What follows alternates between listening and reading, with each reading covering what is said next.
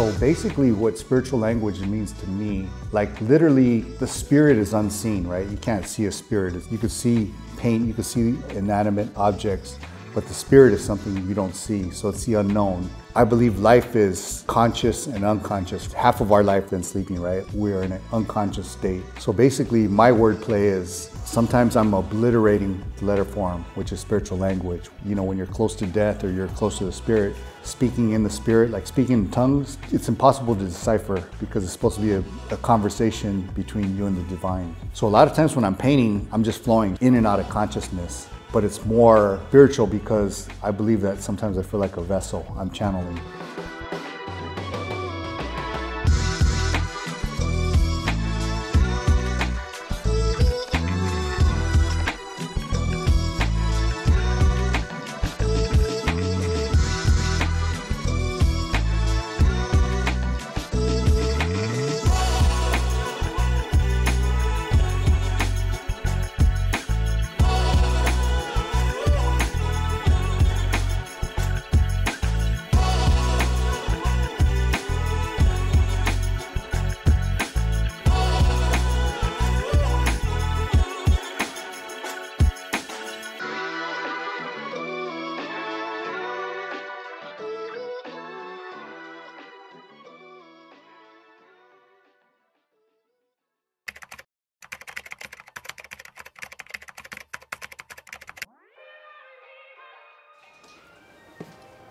Wow.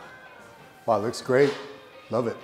I think it's come together really well. It's really cohesive. Yeah. I think the colours are really complementary of each other. And I think it's very, very fitting for the space that we got. I think it really makes it pop, you know? And these are the spots that I was talking about that we've got made-to-measure canvases, so we can really make the exhibition curate as best as possible. So I've got your materials, I've got your paints. Okay. And I look forward to seeing what you can create in here. Yeah, let's do it.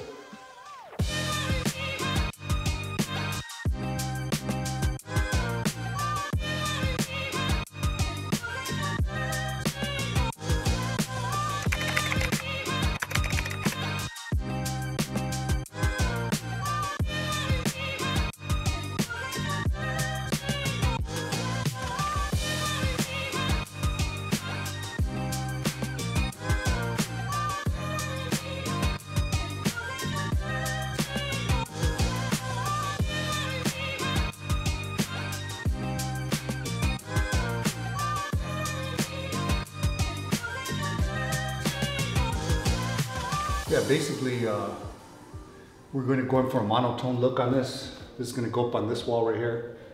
There's a huge piece. It's going to be a centerpiece. Freestyle, free-flowing. I guess you would call it the zone. The brush is just moving. And there's obviously no sketch, no plan, but we just let the spirit talk, because it's spiritual language.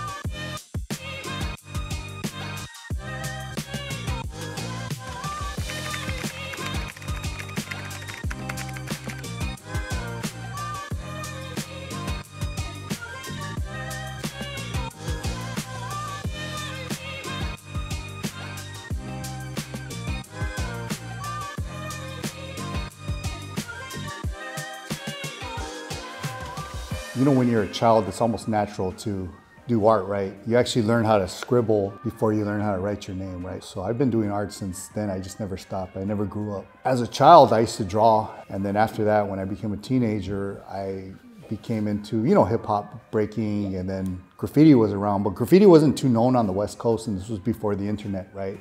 Being curious about graffiti art from New York City, Philadelphia, like the East Coast. Basically, it's crazy because, like, when you think about art, while actually writing, right? After you learn how to speak, the first thing you learn is how to write. You write your name. And then there's, you know, like they call it tagging or whatever, your tag. but your tag is your signature. So the pen is mightier than the sword, right? With the pen, you could enact wars, you could sign peace treaties, etc., right? The pen, you sign contracts, so your signature is very powerful. Just going off of that is basically like I got into graffiti, so which was a form of free-form advertisement, signature, everything rolled into one, and plus rebelliousness, right? So it kind of, as a teenager, you kind of grow up with all those elements. And especially where we come from in LA, it was kind of more poverty-stricken. Boyle Heights was, East LA was kind of like more different spectrum, so we kind of grew up on the streets.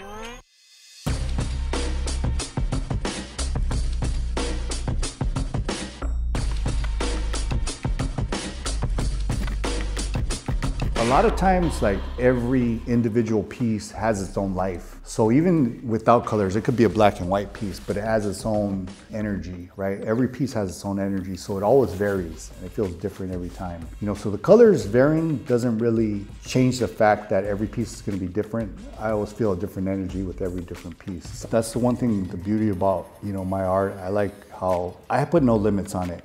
You know, and I want to create something exciting, a new experience every time. So this one might be lettering, the next one might be a surprise. So everything is done by the spirit. So I walk by faith, not by sight.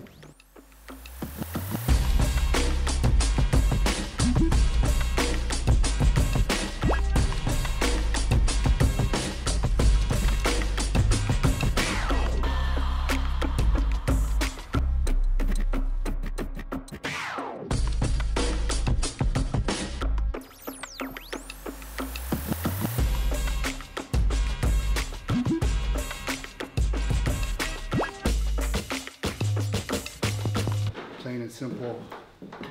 Put mallet right here too. M-A-L-L-E-T. Yeah. So if you see it, you could see. You know, it's, I got a crazy style in my letter, but then you got the M-A, see the two L's? E and then T. Yeah, I see it. Yeah. I put eternals at the top. Like eternals, like forever, infinite. Yeah, for sure.